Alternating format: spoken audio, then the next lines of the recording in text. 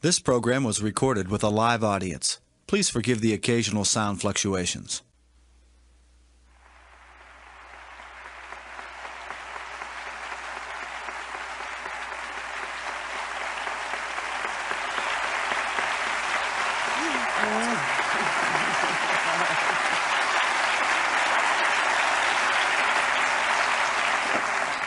You haven't heard a word yet.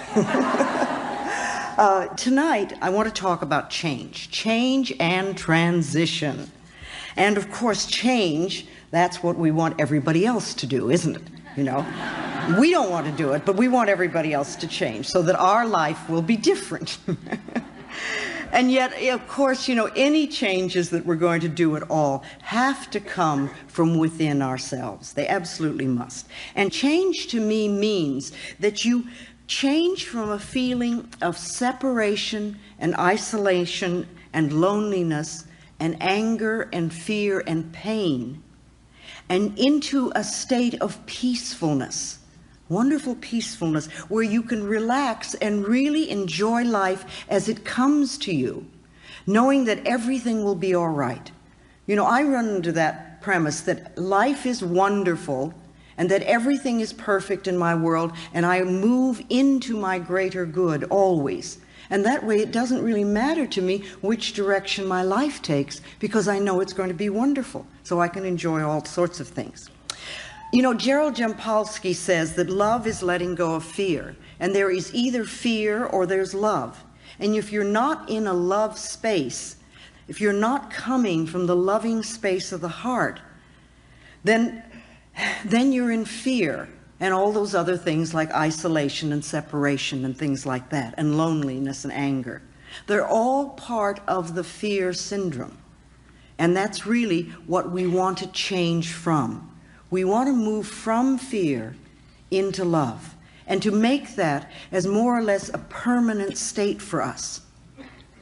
You know, even the planet itself these days is very much in this period of change and transition. We see it all around us. We're going from an old order into a new order. And some people say it began with the Aquarian age. And at least the astrologers like to describe it that way. But you know, to me, astrology and numerology and palmistries and all those other various methodologies are just ways of describing life. They explain life in a slightly different way. And people use different language to do this. But the astrologers say that we're moving out of the Piscean age and into the Aquarian age now. And you know, in the Piscean age, we reached outside of us and looked to other people to save us. We looked for other people to do it for us. But in the Aquarian age, which we're entering now, people are beginning to go within and find that they have the power to save themselves. And this is a wonderful, liberating thing for us. Now, some people get very frightened because it seems to be responsibility. But actually, we're discovering our ability to respond to life, not in a victim way, but in a way that gives us power. In a way that gives us power. We're finding that we're getting a connection to what the AA people call the higher power, and what I call our higher self, so that we can contribute to saving ourselves. And it's a wonderful feeling when you don't really have to be dependent on an outside person, but to know that you have within you tremendous abilities to make positive changes in your life. You see, if we're victims, then we feel isolated, we feel in pain and fear, and we're always looking for someone else to do it for us. But now we're taking, as I said, responsibility for our own lives, and we're beginning to understand how we can contribute to the experiences that we have and how we can change those experiences if we don't really care for them. And of course, you know, from the moment you decide to make a change until you get your demonstration, as we call it, or when you get what you want, we have this transitional period. And that's when we're moving between the old order and the new order. It's a time of releasing old beliefs and old habits, and of learning and practicing and then living the things that we're working on. The new beliefs or the new feelings or the new methods or the new behaviors. And while you're getting those in place so that they are a natural part of your life, you're going to have a lot of vacillating in that period between the old and the new. And you go back and forth between what was and what you would like to be or what you would like to have. And if you decide that you're going to release an old belief and that you're going to create a new one, during that transitional period, you're going to go back and forth. And this is a time when we often get very angry at ourselves because it's like, well, I know all about the new, why aren't I doing it? I must not be good enough, or I must be a bad person. But that's silly, because anything that we're learning takes time. And you go back and forth until you're really strong in the new belief, until you've gone to the complete shift. You know, you may begin to do an affirmation for something, and you're doing well, and then something happens, and you say, oh, I can't do that, and you go back to your old worry habit again.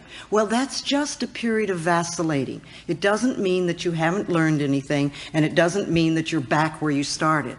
It's just part of that back and forth thing. You're not settled in your new habit yet. And that takes a little time and a little practice and a little patience.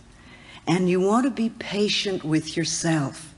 Be patient with yourself. You know, you want to build yourself up instead of beating yourself up. There's a tremendously different image if you just think of it. Do your thoughts build you up, or do they beat you up? When you beat yourself up, you know, that's not being very loving to yourself.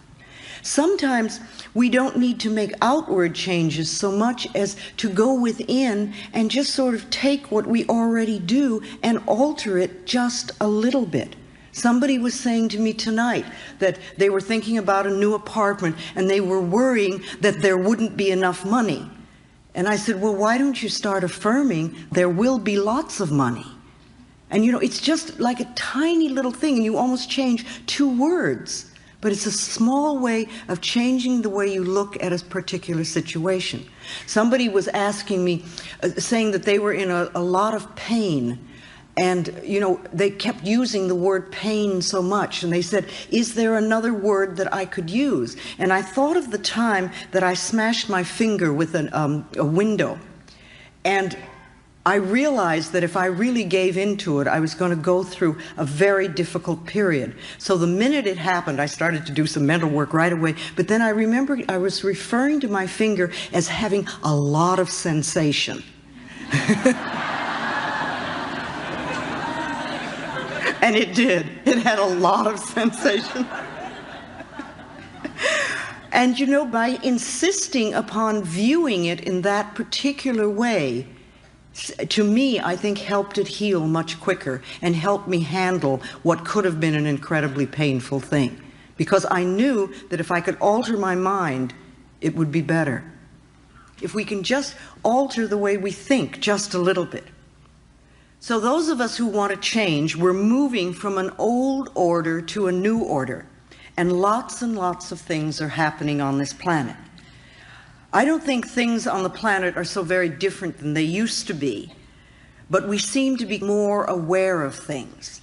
I see things in the paper all the time, and I think, oh my goodness, are we really doing that? And then as I continue to read, it seems like we've been doing it for a long time, but it's coming to the surface. We seem to see more negativity.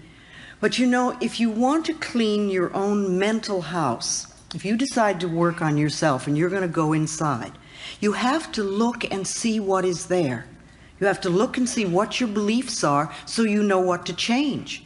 You can't clean out the negativity if you don't see it. If you're going to clean your own house, it's the same thing. You have to look around and see where the dirt is. You have to pick things up and dust them and look around and polish them or throw them out or replace them. But you have to see what's there. And if we're going to make a big transitional phase on this planet, and really help to heal this planet, we're going to have to look and see what's occurring here. We're going to have to see what's happening and to uncover the negativity. And the things that have been hidden for a long time are going to come to the surface. And I think that part of this transitional phase that we're going through, I think part of the catalyst for this is this crisis called AIDS. You know, I really want to help create a world where it's safe for us to love each other. That's all. Just to love each other. A world where we can be loved and accepted exactly as we are. That's what you wanted when you were a little child. When you were little, you wanted to be loved just as you were, even if you were too skinny or too heavy, or if you weren't smart enough, or you weren't like the person across the street, or maybe you were scared, but you still wanted to be loved. And it's the same thing we're all looking for now, only we're not going to get this love and acceptance from other people unless we can give it to ourselves. When we feel good enough to be loved, then others will love and accept us too. It's really that simple. I think that we come to this planet to learn and to practice unconditional love. And it's not always an easy thing to do, but I think that's what we've come here for. To have unconditional love, first of all, for ourselves, no matter what they said or what they did to us in the past. And also to give that same unconditional love to other people, to just allow them to be who they are, and to get rid of this them and us, because it's not them and us, it's all us. And we need to know that. And if we're going to heal this planet, we have to know it's all us. And there are no groups that are expendable, and there are no groups that are less than. There may be many people who are in so much pain that they're being harmful to other people. But you know, if we can understand that acts of violence come from a person who was a traumatized child. Now, this is not to condone people who do violent things, but to understand that if we want to change them, if you want people to become loving and peaceful, then you have to teach them to come from a loving space of the heart. And you're not going to teach them that if you don't know how to do it yourself. You don't create wars and kill people. You don't beat people. You don't throw people into prisons or torture them or do things like that. You teach them to forgive and to love themselves, so they'll never do those violent things again. Because you realize that people who love themselves cannot hurt themselves, and they cannot hurt another person. And to me, that's the answer to world peace and harmony and all sorts of wonderful things. So to help as many people as possible learn to love who they are, it's very simple. That's my work in this world, is to help people love themselves. To love ourselves so that we can get to this new order of what I see as unconditional love and peace and plenty for everyone. And I know that it's possible if we can just get the nonsense out of the way. I believe that when we leave the planet, the only thing we take with us is our capacity to love. We take our capacity to love with us, and that's all. We don't take our relationships, we don't take our automobiles or our bank accounts or our jobs. We take our capacity to love. And we have many, many opportunities to open our hearts on a much deeper level than we have. To me, love is the answer. I really believe that love is the answer. It's powerful, it helps us, it helps other people. How do you give love to the world? What are you doing to create your own inner harmony? What do you do on a daily basis to make yourself feel good inside? Or do you just sit and bitch about what you don't have? Well, it's one way of handling it, but it doesn't change the situation. You know, you're not going to do it by being mad at yourself or being mad at other people. And you're not going to do it by blaming people. And you're not going to do it by being a victim. So what is it you do? How do you express unconditional love in your life? Even a little bit. Is there a small area of your life where you're willing to give unconditional love? How are you experiencing peace within you and around you? And if you're not doing it now, are you willing to begin? Are you willing to start creating inner harmony and peace? Another question to ask yourself is, do you really want to change? Do you want to change? Or do you want to just sit there and complain about what you don't have? Or do you want to be a person who really has and creates a much more wonderful life than you have now? And if you're willing to change, you can. If you're willing to do the work involved, which means changing the way you're thinking, then you can change your life for the better. People come up to me a lot and say, "Oh, Louise, you've changed my life." Well, I don't change anybody's life. I don't do that. I'm not a healer. I don't heal anybody. I don't change anybody. I don't have that kind of power. Only you can change yourself. And only you can clean out the pain within you. I can't do that for you. I can stand up here all evening and say wonderful things and give lots of good advice, but you're the only thinker in your mind. And you're going to make the decision of what you want to do with the information that you're being given. I have no power over you. You have the power, and you need to know that. We think so often that we are helpless, but we're not helpless because we have our minds. We have our minds. And you shape and mold your life from moment to moment by your thoughts and your beliefs and your attitudes. And you also want to know that you really are important to this world. You might say, "Well, I really don't do anything." But you are. Just the fact that you're alive is important, and your life has meaning. It really does. And you can contribute to the peace and the harmony of this planet just by using your mind. Now, some people get involved politically, and some people march, and some people do Peace Corps, and some people help feed the homeless and do all sorts of things, and that's fine. But you can also contribute to the peace and harmony of the planet just as much by how you use your mind. And remember, every time you think, every time you're thinking, you're connecting with like-minded people. Think of that for a minute. I heard a quote not long ago that I really like. Robert Schuller, who's with the UN, said that the human species needs to know that we deserve to have peace. We have to accept it mentally. See, a lot of people believe that war is inevitable and that war is forever and that we're always going to have war. And I think those people are contributing to it by their thinking, contributing to the continuance of wars. But if we know that we deserve to have peace and that it is possible, it can become true for us. And as we begin by creating peace within us, and then within our small circle of family or friends, and at our workplaces, and then we let this peacefulness ripple out, we will find more and more peace on the planet. So remember that practicing inner peace will help us to connect with like-minded, peaceful people all over the world. Spirituality connects us all over this planet on a soul level. And the sense of cosmic spirituality that we're experiencing now is just wonderful. When I talk about spirituality, I don't always mean religion. You know, religions have a tendency to separate us.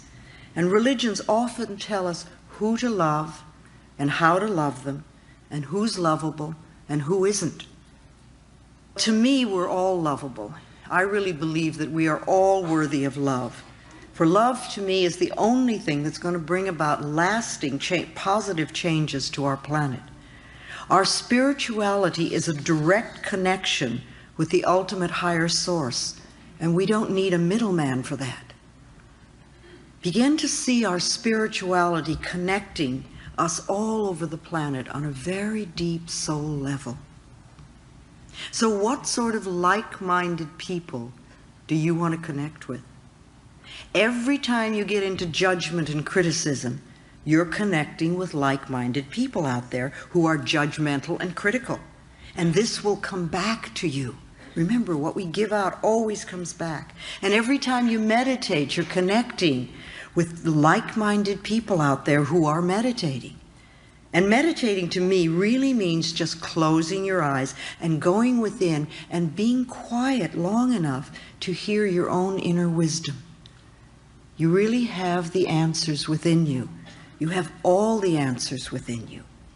And you need to quiet down long enough to hear them. And that, to me, is the purpose of meditation. It's a connection with yourself, with your higher self. So every time you do that, you're also connecting with other people who are also doing that. And every time you do a visualization for healing your body or for healing the planet, you're also connecting with like-minded people who are doing the same thing. And several times during the day, you might stop and ask yourself, what sort of people am I connecting with now?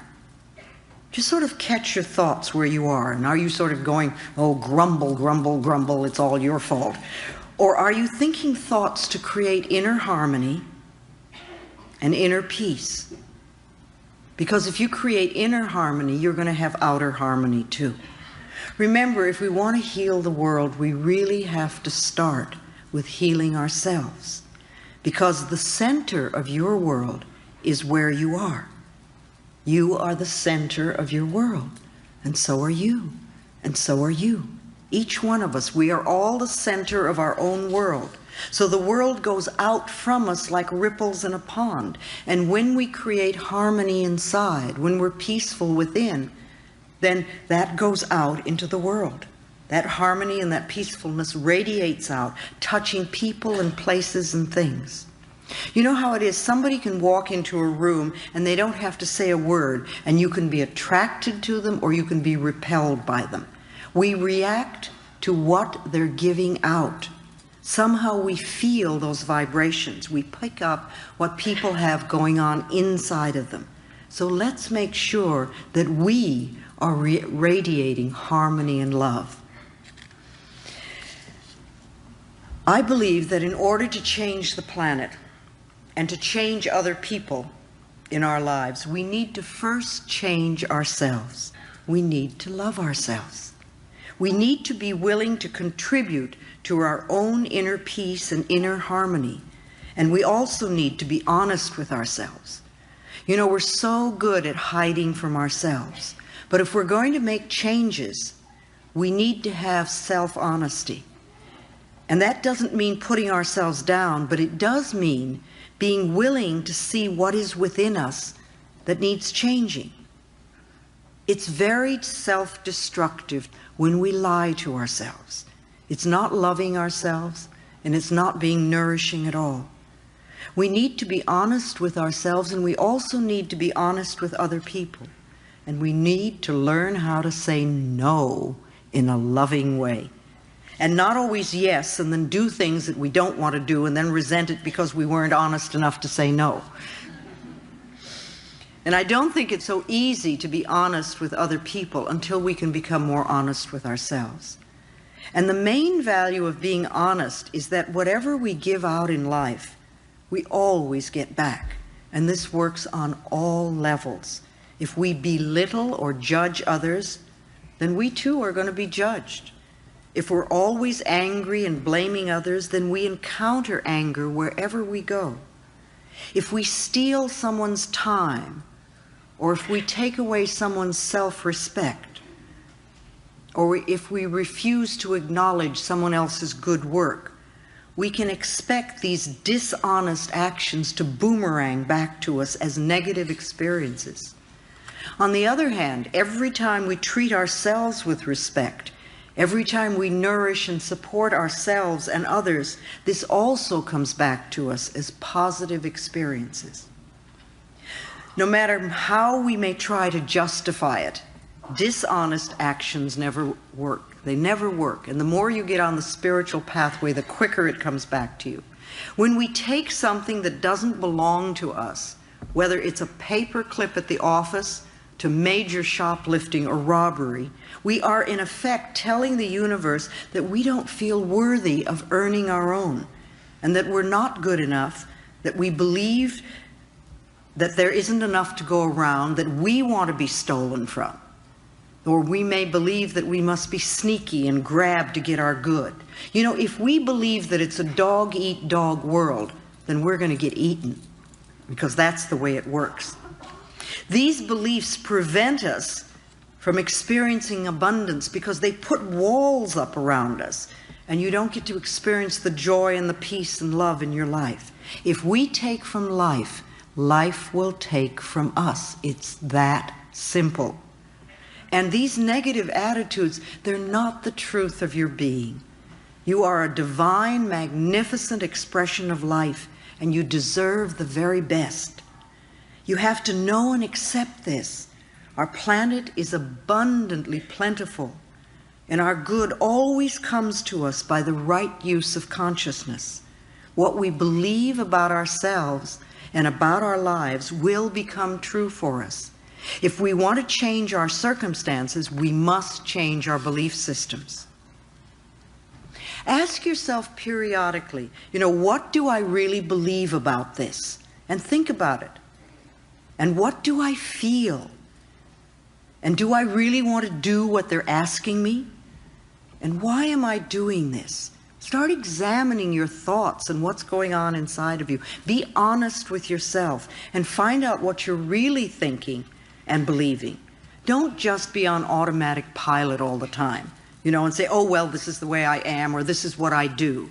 Why do you do it? And if it isn't a positive, nourishing experience in your life, see if you can figure out where it came from. Where did you first do it? Was that something you were taught as a child? Maybe it's time to let that one go. You don't need that anymore. If you have oh, this is just the way it is, well, then with that attitude, you can't change. It's not possible. And also, if you know everything, if you're a person who knows it all, who knows everything, you can't change because you can't let a new idea get in. We want to be willing to learn and to grow. And what we're always working for is more understanding and awareness and knowledge so that we can do and experience things differently.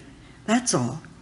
You don't want to berate yourself for what you used to do, or where you are, or what you don't know or you don't have. Just learn more. Study, go to classes, read books, listen to tapes, talk to other people. There's so much stuff that we can learn now. It's just wonderful. Learn about yourself. Learn about your beliefs. Learn about the way your particular mind works. And is it working in a way that really enhances your life? Explore a lot of new avenues so that you can begin to understand more. Allow new ideas in and expand your consciousness. We hear so much these days about addictions, and we think there are many, many kinds of addictions besides just the chemical ones. When we say addiction, we immediately think, oh, the chemical thing. But there's also pattern addictions, and every one of us has some sort of addiction, because they're really patterns that we adopt to keep ourselves from being in present time. We don't want to deal with what's in front of us, so we have some way of getting away. We don't allow ourselves to be where we are and to know what's really going on in our own lives. So we each have an addiction. I don't know what yours are. We all have something. Whatever it is that we do. For some people, it's a food addiction. For some people, it's a chemical addiction. And for other people, it could be an emotional addiction. Remember, you can even be addicted to finding fault in people. A lot of people like that one. You can be addicted to fear. If you're somebody who's addicted to finding fault in people, then no matter what's going on, you find somebody else to blame. It's their fault. They did it. Or maybe you're addicted to running up bills. There are so many people that are so addicted to debt. And they do everything they can to be over their heads in debt constantly. And it doesn't seem to have a lot to do with whether they have any money or not, the amount of money. And so being in debt, if you think of it, is an addiction. It's a pattern addiction that we do. You can be addicted to rejection, to having people reject you. And if that's one of your addictions, then everywhere you go, you're going to attract people who reject you. You know, who's watching me? Who's going to reject me? Who's not going to accept me? However, the rejection out there is always a mirror, a reflection of the rejection that we have within us. If you don't reject yourself, nobody else is going to reject you. Or if they do, it certainly isn't going to matter. You won't pay any attention to it. If you get upset because other people are rejecting you, you have to know that's because you're rejecting yourself. And so ask yourself honestly, how do I reject myself? Where am I not accepting? So you might think about addictions and what addiction do you have, and could you change your addiction, your negative addiction, into a positive one? If you're going to be addicted to something, why don't you be addicted to loving yourself? Or addicted to doing positive affirmations, or addicted to something that really supports you and loves you.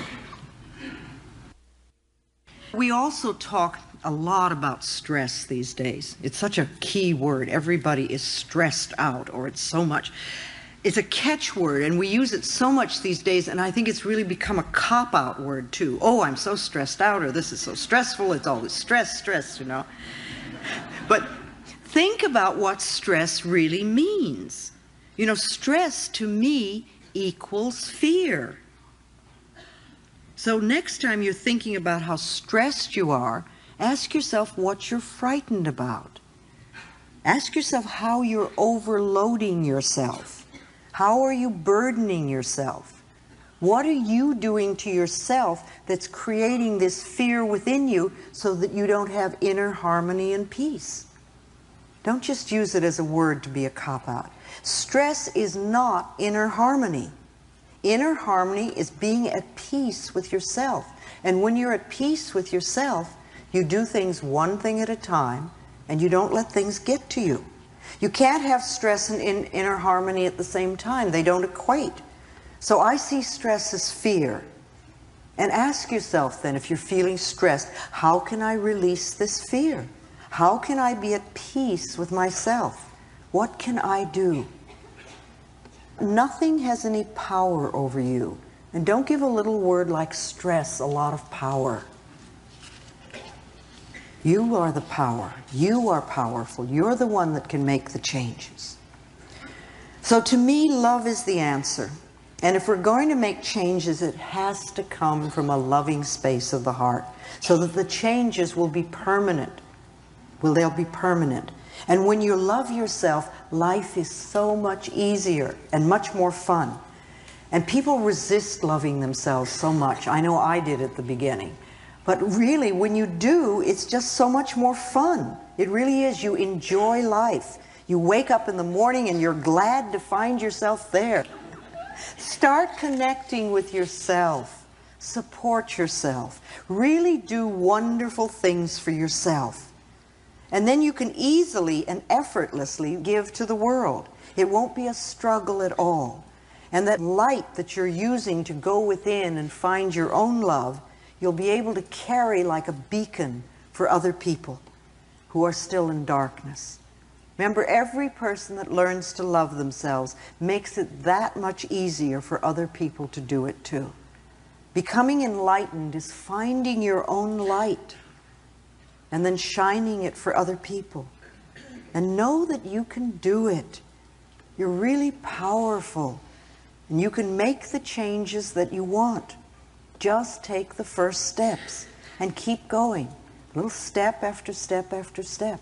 You know, don't insist that you do it all in one leap. Take the steps. Remember, impatience is a resistance to learning. That's all it is. It's like you want the answer without learning the lesson or doing the steps. So, you know, ask yourself, what is it I need to do next? And even if you don't know the answer, the very fact that you're asking it, the universe will hear and will present it in front of you. They'll say, this is what you do next.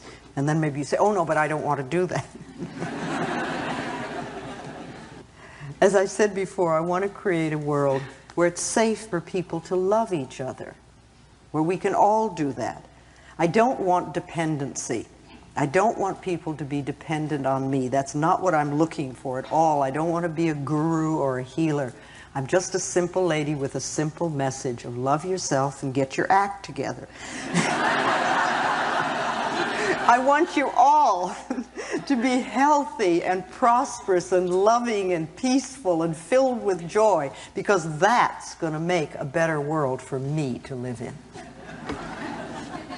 All right, let's do questions. I see there's a mic here and a mic there and there and there. So, yes. What I was going to ask about is, going through all this process myself, I found how easy it is to be negative.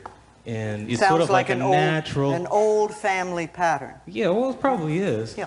But it seems to be very easy and very natural. And I'm wondering what the source of it is. Why is it so pervasive? It seems like it's sort of everywhere. It's the sort of the natural way. It's not everywhere. No, it is not natural, and it is not everywhere, though it's a lot of places. And if you're a person who thinks negatively all the time, you will attract to yourself other people who do it, and you think the whole world is full of it. However, as you do make the changes, then again, you connect with other like-minded people, and you'll find that probably your circle of friends will change. Either they will change themselves, or you'll have different people. So it sounds like you're also in that transition period of going from one to another, and the old pattern of thinking very negatively just keeps bouncing up. But, you know, if you keep practicing, it'll work. It really will. Okay, thank you. That's my belief anyway. All right, there's a microphone up here, I see. Louise? I'll go. Yes. First, I'd like you to know that there is something new and special in the Boston area. It's a women's healing circle. One of my friends in the circle and I have been discussing is, we know we can use affirmations to change our attitudes. And we believe that our thoughts and our meditations can send love and peace to the world. But can we affirm and affect a specific person's attitude or actions towards us? That's manipulation. You can't do that. If you do, it'll boomerang. No, you can see them in love and light and know that they're at peace with themselves, but you can't manipulate their actions. You don't know what their spiritual lesson is, and you really don't have any right to interfere, like you wouldn't want somebody doing that to you. And you may think that what you're wanting for them is the best for them, but if it really was, maybe they'd have it. We're just talking about sending and receiving love back and forth. Oh, love is fine. Oh, yes. I mean, as long as it isn't a specific thing. No, just love and kindness and peace. You can do that for the whole planet. And peace. Oh, that's a wonderful thing to do. That's what I'm talking about, sending out thoughts and connected with other like-minded people. And that they return it to us. Whether they do or not. All right. Thank you. All right. Okay.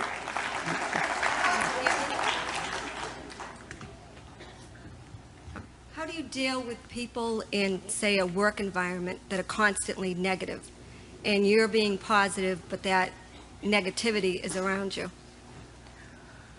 Well, one, it's interesting that you're in a work environment where everybody's negative and you're positive, you know, and I'm wondering why that is.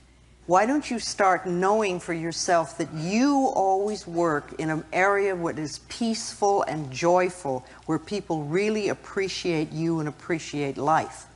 And don't say that so-and-so has to be that way, but start knowing for yourself that this is where you work. These are the kind of people that you are surrounded with.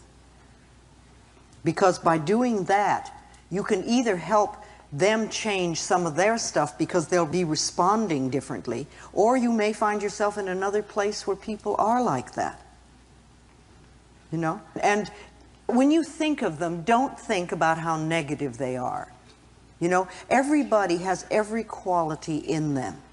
And respond to the joyfulness or the peacefulness or the respect or whatever that's in them. And start knowing that they have those qualities and they can come to the surface. Even though they're constantly saying negative things? Well, I wouldn't pay attention to that, because we want to get your consciousness to change. But if your own consciousness changes, there are enough people around that are negative. How do you get... When your consciousness really changes, they won't do it, or you won't be there. So they're still reflecting something within you. What do I need to work on myself? What is the main thing that you complain about them? But if they're also negative to other people, not to me per se, but negative, always negative to other people. Okay. Why in are the you there? particular Why are organization. you there? I like it there. Oh, you like it there?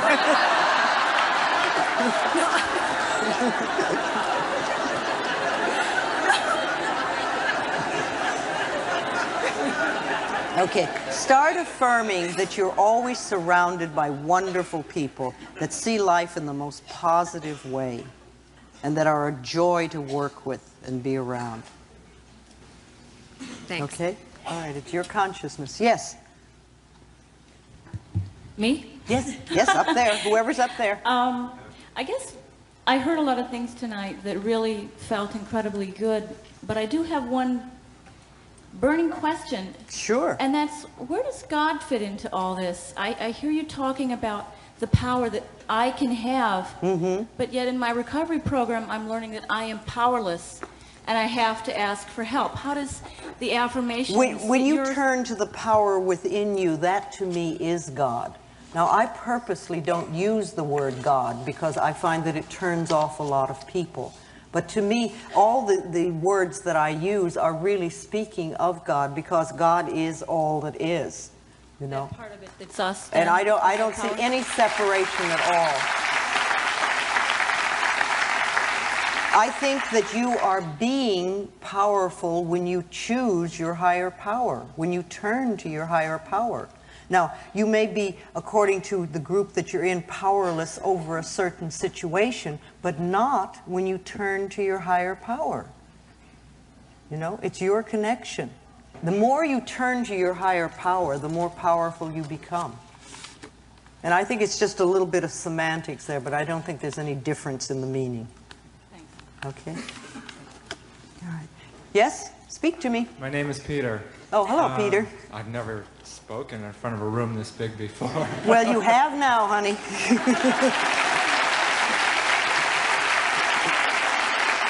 You are doing it. I guess my question is really simple, and it's how. I live in a big city by myself. I don't have that many close friends. And living alone, I guess, what can I do to bring this stuff into myself when I am by myself? Okay, I mean, you know, it's interesting because I can't tell you how many couples will say, oh, if I were only by myself, it would be so easy to do this. It works both ways. If only I had a companion. If only you had a companion. Well, what are you doing to create one? Do you just wish? Yeah. Okay. Well, that's what a lot of people do. What do you believe about yourself? Do you believe you're lovable? I'd like to. Well, what's stopping you? There's someone down here eager. As long as you're there, why don't you state your requirements? You may not get out of this room. I'll tell you one of the things I'm doing. I'm here tonight. Yes, that's wonderful. Okay, great. All right. Thank you. Okay. I'm not making fun of you because many of us are in the same place. You know, it's one of the reasons that I think the support groups are so wonderful. Get with other people who are also studying, and it helps. It's wonderful if you can have like-minded people that are doing it together. And if you can get a friend who's doing it also, that's just wonderful.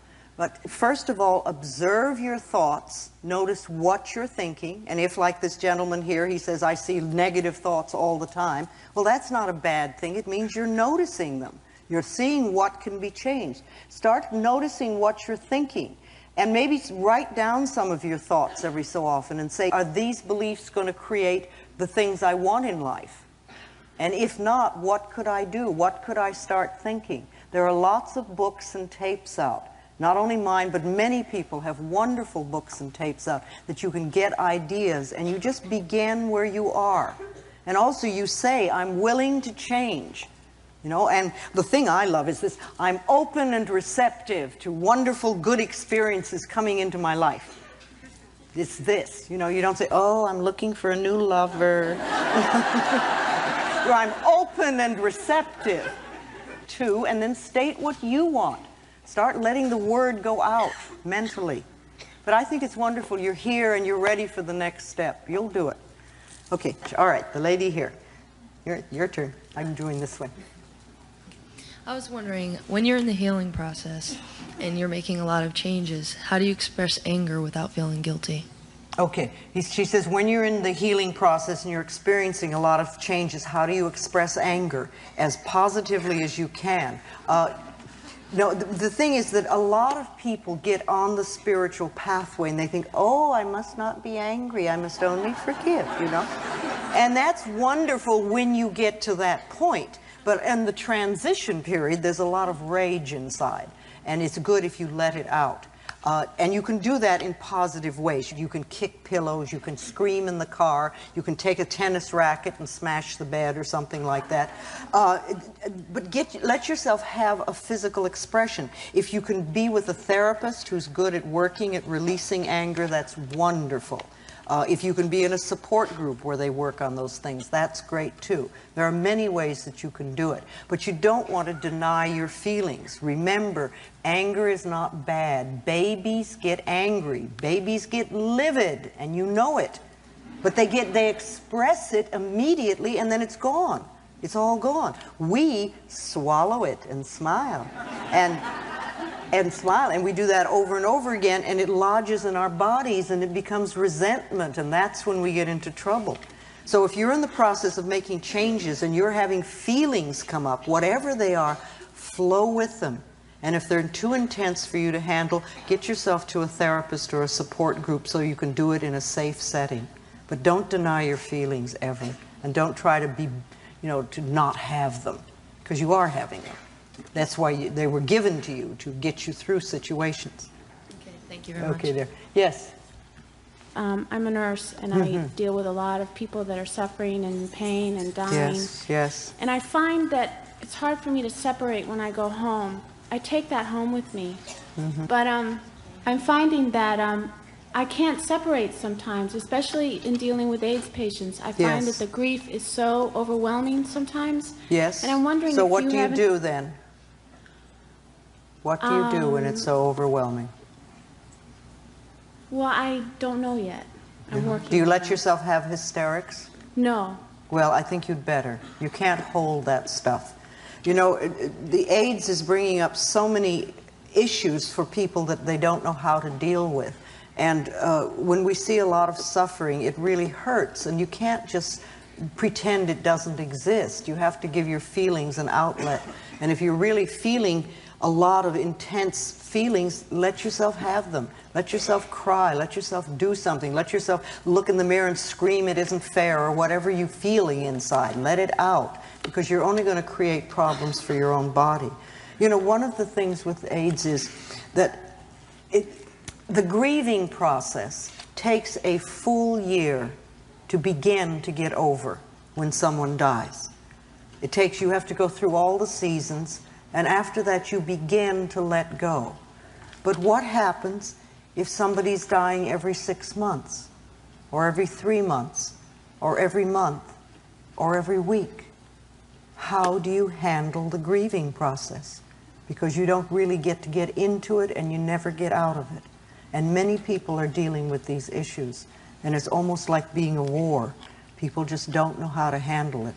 And those people that are working with AIDS are dealing, I keep thinking of it, it's like sailing on uncharted waters with no map and doing the best you can. And there's a lot of intense feelings that are there. And you have to take care of yourself the best you can. And I know it's not easy. Yes? I've been recovering from an illness for about a year in surgery, and using your positive affirmations, and really have had a very, very positive year. Good. But medically, you have to have lab work done about every 3 months, and it keeps coming back saying contrary to what I am saying, my positive affirmations, and I really get confused with what to do with that. Well, are you working with your doctor? Yes. Yes. All right. But I'm working, he's doing the medical stuff. Yes, and you're doing the other stuff. I'm doing the healing stuff. All right, well, is he doing something positive for you too? He's a real positive person, and he's very positive about feeling that I'm going to have full recovery. The lab work just isn't cooperating. Well, don't give too much importance to lab work. You know, a lot of people are doing that, especially people with T cells. They go up and down, and the numbers decide whether you're going to be happy or not. You know, how do you feel? I've had an excellent year. All right, you've had an excellent year. Yes. All right, and you're working well with your doctor, and you're working on yourself, and that's their game. You know, let them, I wouldn't even look at them. You know, let your doctor have that. He needs that information. Let him have that. And you just keep knowing for yourself. You do everything you can for your own health and to improve the quality of your life. And don't let those numbers tell you that you're sick if you're feeling well. Go on what you're feeling. Thank you. Okay, dear. Yes. Yeah, I have a body question. Sure. I need your advice, or what techniques can you tell me about that would help me to accept part of my body that I cannot change. It's a birth defect. It's specifically, it's my two legs are different sizes, and one leg is considerably, well, I feel that it's considerably larger, and than the other one, and I have a difficult time accepting this. It's not an everyday disease or whatever, so there are no affirmations. I don't know what affirmation I could say to myself or what techniques I could do. I appreciate the miracle of my body. Okay. According to Vogue magazine, let's say, it may not be, you know, the perfect thing, but that is really nonsense. You know, no baby has ever measured its hips to find its self-worth.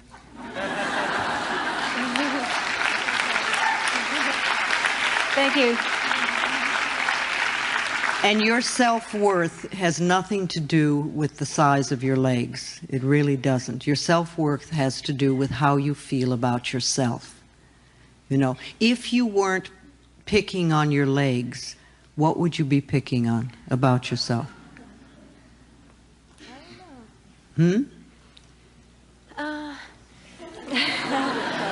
Well, I'm too busy picking on my leg. I can't think of something. Well, you know, it's sort of a limited way of thinking, and it's a waste of time because you really have a lot to do in this world. You know, I don't know why this particular condition is part of you.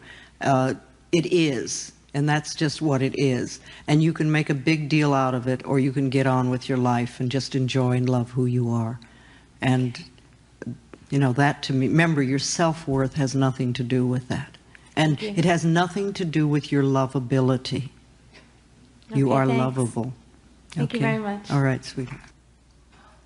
Yes. You've said, among other people, that we choose our parents. You also said there are some people who have AIDS whose parents reject them. Did they choose those parents? Oh, I think so. Not only do I think that they chose the parents, but I think the parents chose them. I think it works both ways. You know, it's part of the lessons that we've come here to learn. And sometimes we need to have a lesson of opening a heart that is very closed, you know, and we give ourselves like a little obstacle or something. But I think everything is in perfect order. I think the parents that you have are absolutely perfect for you. That's why you're here. You know, if you had really made a mistake by choosing those parents, you would have gotten out very, very early. But if you're here now, they were the perfect ones, and the stuff you need to work out with them is the stuff you need to work out with them.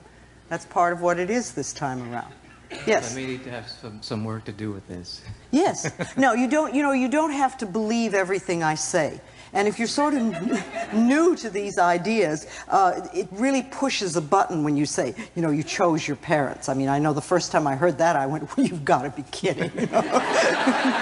Thank you for saying that. Yes. Thank you. But the more that you really start examining it, the more it makes sense to me.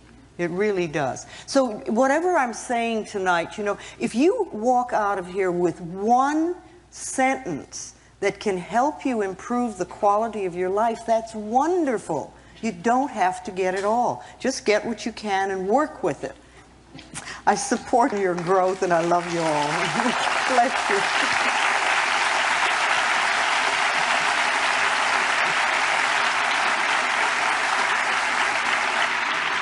What we'd like to do now is a nice meditation. Let's turn the lights down if we could. If you'd like, close your eyes.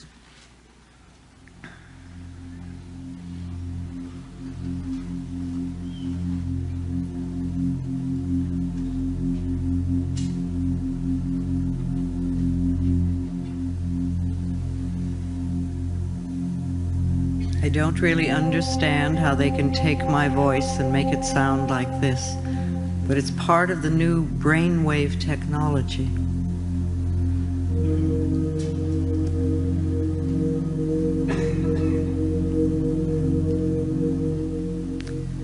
All right, we've talked of many things tonight. We've stirred the pot, we've pushed a lot of buttons, and a lot of awakenings for many people. And this is wonderful. Each one of us here tonight, myself included, has learned something that will help us improve the quality of our lives.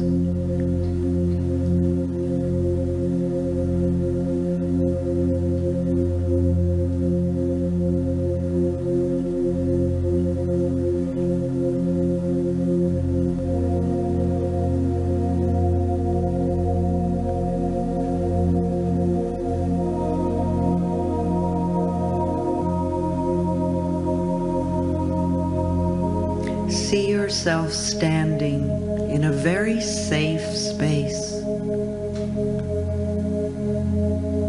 releasing burdens and pains and fears.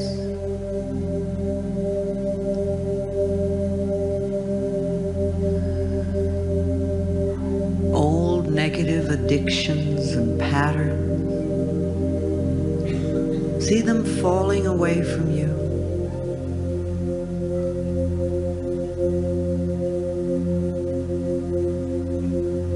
And then see yourself standing there with your arms wide open, saying, I am open and receptive to.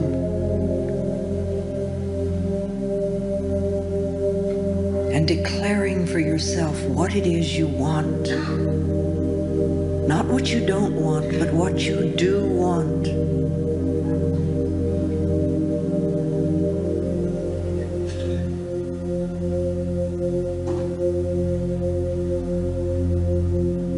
And know that it is possible.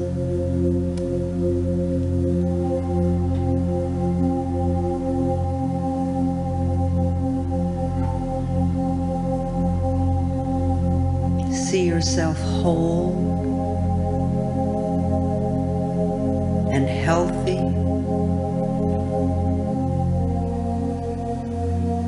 at peace,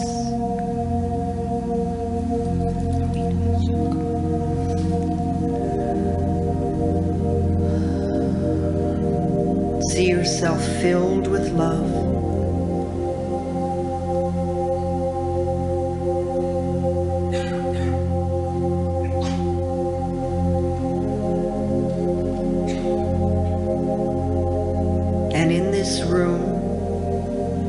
Feel your connection with the other people and feel the love that is in this room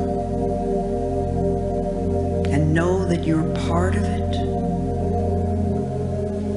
And the love in this room can move from heart to heart. And as your love goes around this room, it comes back to you multiplied. For this room tonight has become an incredible circle of love.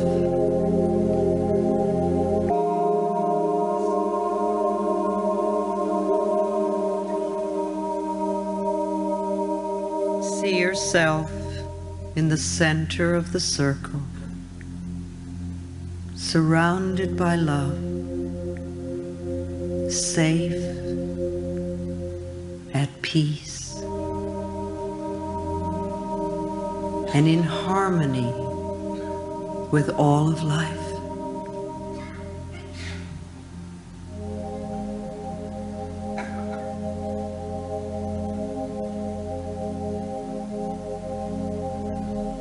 You have the ability to love your life and to love yourself. And so it is.